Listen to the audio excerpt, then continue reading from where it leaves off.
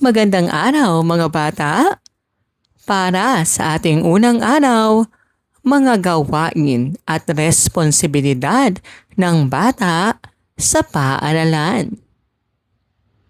Dapat o hindi dapat? Sabihin kung ang mga larawan ay nagpapakita ng tamang kilos sa paaralan.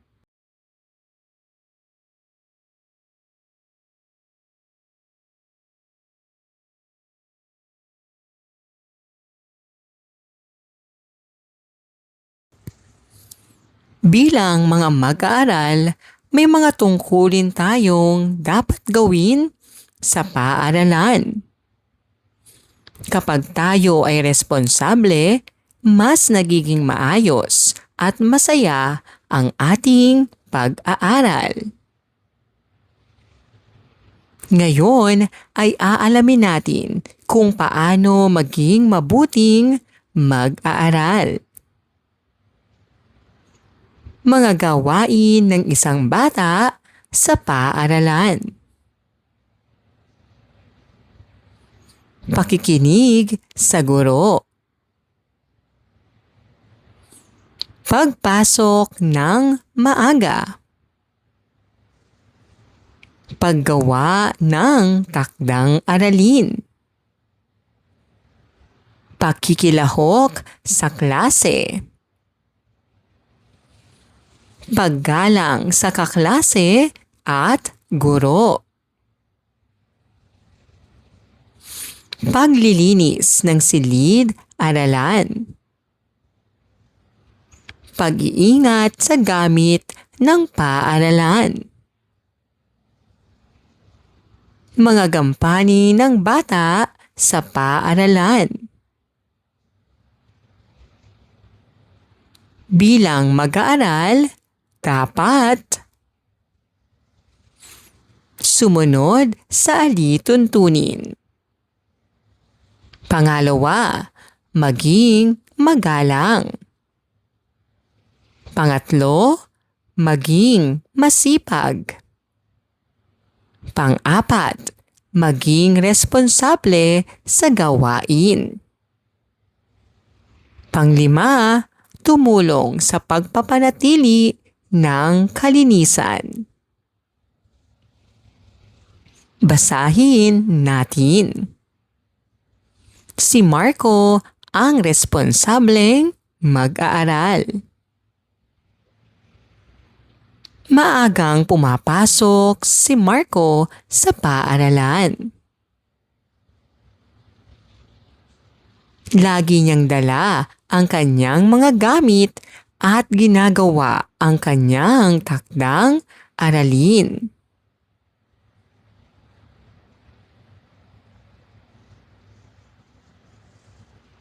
Isang araw, nakita niyang marumi ang silid-aralan.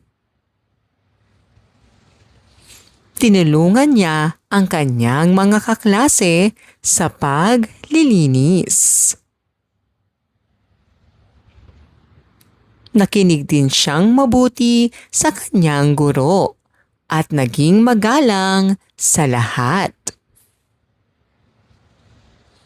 Dahil dito, pinuri siya ng kanyang guro bilang isang responsableng mag-aaral. Sino ang pangunahing tauhan sa kwento? Ano ang ginagawa ni Marco bago pumasok? Anong pagtulong ang ginawa niya sa kaklase? Paano siya naging responsable? Dapat bang tularan si Marco? Ipaliwanag. Kung ikaw si Marco, sabihin ang iyong naiisip sa mga sumusunod na tanong. Ano ang gagawin mo kung marumi ang silid-aralan?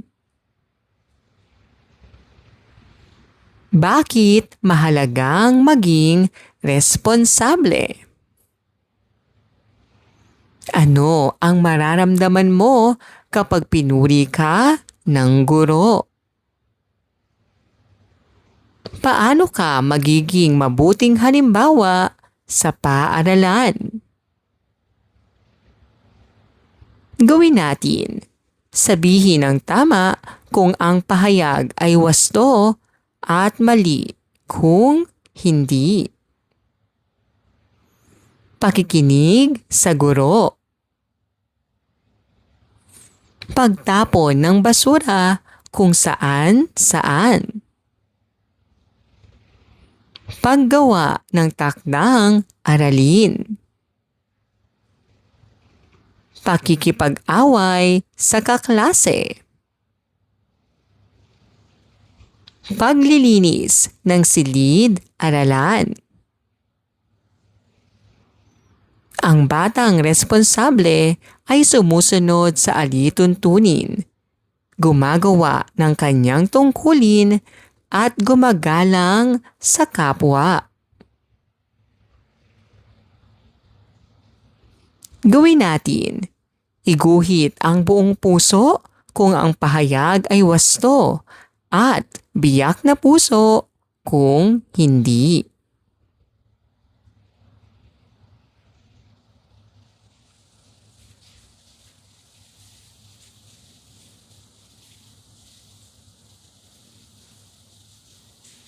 Ikalawang araw. Mga gawain at responsibilidad ng bata sa paaralan. Ano ang gagawin mo? Sabihin ang iyong gagawin sa mga sumusunod na tanong. Nakita mong may kalat sa sahig. Ano ang gagawin mo? Kung nagkaklase, ano ang dapat mong gawin? Paano mo matutulungan ang kaklaseng nahihirapan? Ano ang mararamdaman ng guro kung sumusunod ang mga mag-aaral? Bakit mahalagang maging responsable kahit bata pa lamang? Mga bata, araw-araw tayong pumapasok sa paaralan upang matuto.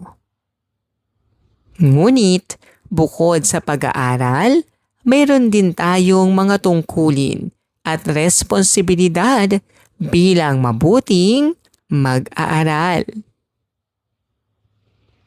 Mga gawain ng bata sa paaralan. Pakikinig sa guro. Nakikinig habang nagtuturo at sumusunod sa panuto.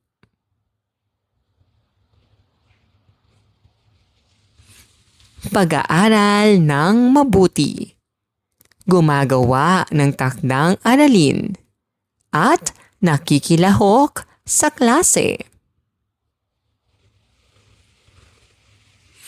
Pagiging magalang. Gumagamit ng po at opo. Iginagalang ang kaklase at guro. Pagpapanatili ng kalinisan. Nagtatapon ng basura ng tama. Naglilinis ng sariling upuan. Pakikipagtulungan. Tumulong sa kaklase at nakikiisa sa pangkatang gawain. Bakit mahalaga ang mga gampanin ng bata? Ang pagtupad sa gampanin ay humuhubog sa pagiging responsable. Una, nahuhubog ang pagiging responsable. Pangalawa, natututo ng disiplina. Pangatlo, nagiging mabuting halimbawa. Pang-apat, nagiging maayos at masaya ang paaralan. Tama o mali? Sabihin ang tama kung ang pahayag ay wasto at mali kung hindi. Dapat makinig habang nagtuturo ang guro. Maaaring magkalat sa silid-aralan. Mahalaga ang pagtulong sa kaklase. Responsableng bata ang sumusunod sa alituntunin. Mabuting ugali ang pagsigaw habang may klase. Ang bawat bata ay may mga gawain at gampanin sa paaralan. Sa pamamagitan ng pakikinig, pagsunod, pag-aaral ng mabuti, at pagtulong sa kapwa, nahuhubog ang pagiging responsable at mabuting mag-aaral. Gawin natin. Buuin ang mga pangungusap.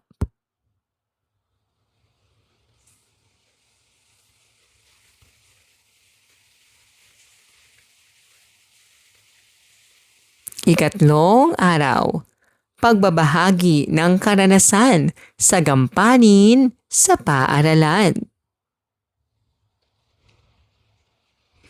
Ang aking karanasan. Magbahagi ng inyong karanasan sa gampanin ninyo sa paaralan. Paano ka nakikinig sa guro? Paano mo ipinapakita ang paggalang sa guro? Paano ka tumutulong sa iyong kaklase?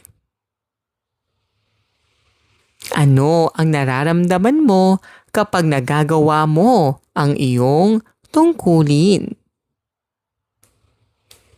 Mga bata, bawat isa sa atin ay may tungkulin sa paaralan. Bilang mag-aaral, mahalagang gawin natin ang ating mga responsibilidad tulad ng pakikinig sa guro, pag-aaral ng mabuti, at pagtulong sa kapwa. Kapag tinutupad natin ang ating mga gampanin, nahuhubog tayo bilang mabuti at responsableng bata. Ano ang gampanin ng bata sa paaralan?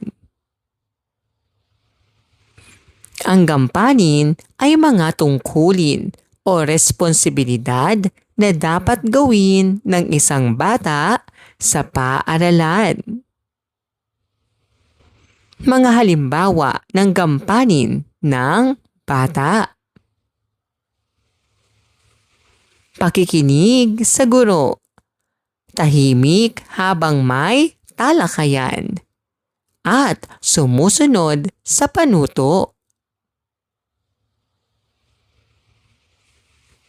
Pag-aaral ng mabuti.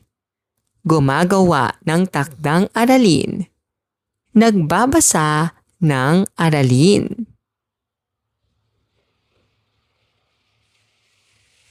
Pagiging magalang. Gumagamit ng po at opo. Iginagalang ang kaklase at guro. Pagiging malinis. Nagtatapon ng basura ng tama. Naglilinis ng paligid. Pagtulong sa kapwa. tumulong sa kaklase, at nakikiisa sa pangkatang gawain. Paano tayo nagiging responsable? Una, ginagawa natin ang ating tungkulin. Pangalawa, kapag sumusunod tayo sa alituntunin. Pangatlo, kapag iniingatan natin ang paaralan. Pang-apat, kapag gumagawa tayo ng mabuti kahit walang nakakakita. Basahin natin. Si Ana at ang kanyang gampanin.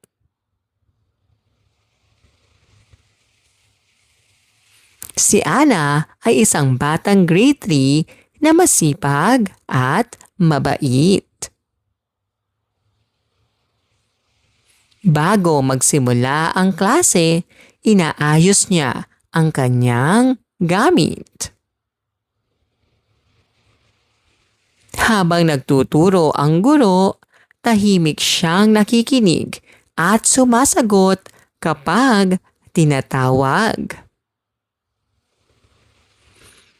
Kapag may kaklaseng nahihirapan, tinutulungan niya ito. Lagi rin siyang nagtatapon ng basura sa tamang basurahan. Dahil sa kanyang pagiging responsable at mabuting mag-aaral, marami siyang kaibigan at lahat sila ay tinutularan ang mabuting ugali niya. Sino ang pangunahing tauhan? Ano-ano ang ginagawa ni Ana sa paaralan? Paano niya ipinakita ang pagiging responsable? Ano ang maaari mong gawin upang maging katulad ni Ana? Magpasya ka. Sabihin ang iyong gagawin sa bawat sitwasyon. May kaklase kang nagtatapon ng basura sa sahig. Ano ang gagawin mo?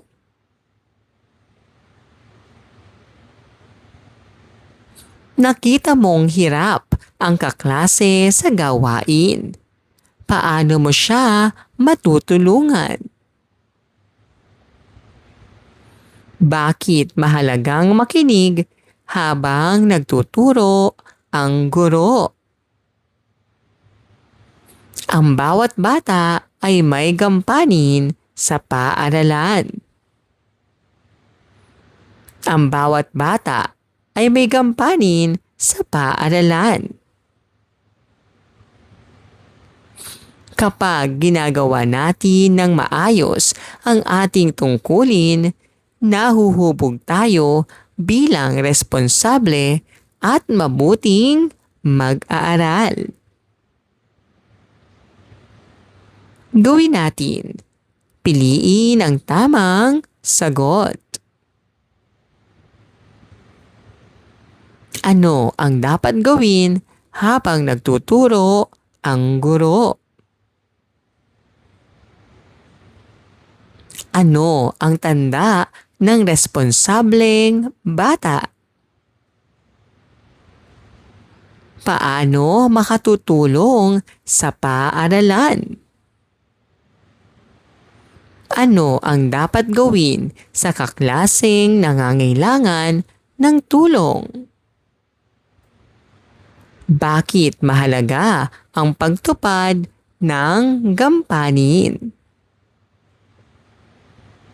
Gawin natin, maglista ng 5 gawaing iyong laging ginagawa sa inyong paaralan.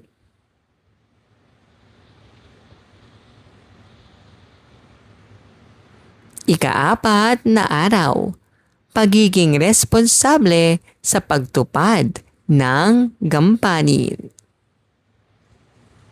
Ano ang dapat mong gawin? Sagutin ang sitwasyon batay sa iyong kaalaman.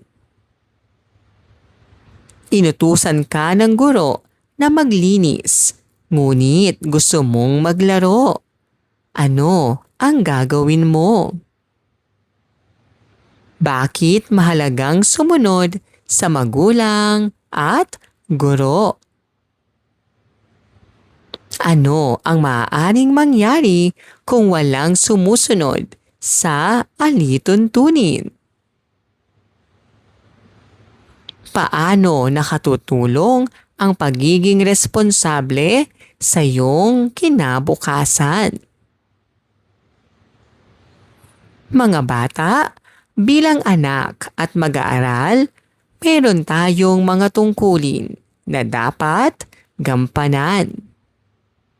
Tayo ay inaasahang sumusunod sa mga tagubilin ng magulang, guro at nakatatanda. Sa simpleng pagsunod at paggawa ng tama, nahuhubog ang ating pagiging responsable. Ano ang responsableng bata? Ang responsableng bata ay sumusunod sa mga tagubilin. Gumagawa ng tungkulin ng kusa. Marunong gumalang. Tumutulong sa tahanan at paaralan. Basahin natin. Si Ben na masunuring bata. Si Ben ay isang batang grade 3. Bago siya pumasok sa paaralan, inuutusan siya ng kanyang nanay.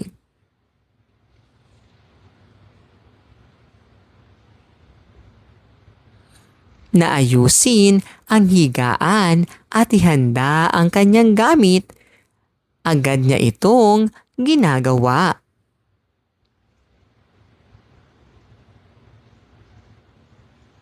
Pagdating sa paaralan, nakikinig siya sa guro at sumusunod sa mga alituntunin. Kapag may kalat sa silid-aralan, pinupulot niya ito. Tinutulungan din niya ang kanyang mga kaklase sa gawain. Isang araw, sinabi ng kanyang guro,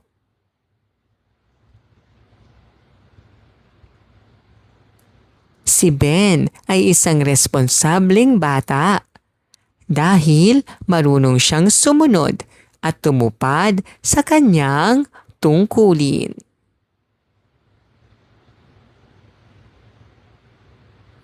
Sino ang pangunahing tauhan? Ano ang ipinapagawa kay Ben ng kanyang nanay?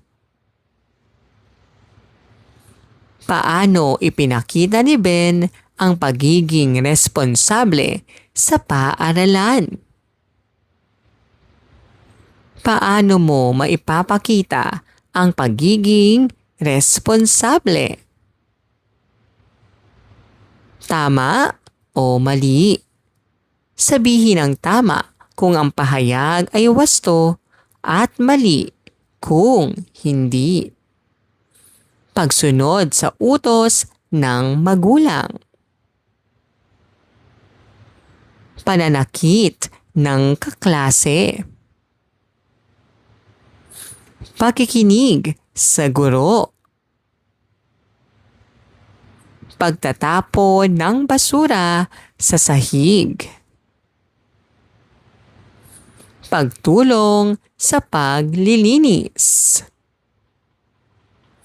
Ang pagiging responsable ay naipakikita sa pamamagitan ng pagsunod sa tagubilin at wastong pagtupad sa ating mga gampanin bilang bata. Kapag ginagawa natin ang ating tungkulin sa tahanan at paaralan, nahuhubog tayo bilang mabuti at disiplinadong mamamayan. Gawin natin. Piliin ang tamang sagot. Ano ang dapat gawin kapag may tagubilin ang guro? Ano ang ginagawa ng responsableng bata? Saan dapat itapon ang basura? Ano ang dapat gawin sa kaklaseng nangangailangan ng tulong? Bakit mahalaga ang pagtupad sa tungkulin? Gawin natin. Isulat ang tama kung ang pahayag ay wasto at mali kung hindi.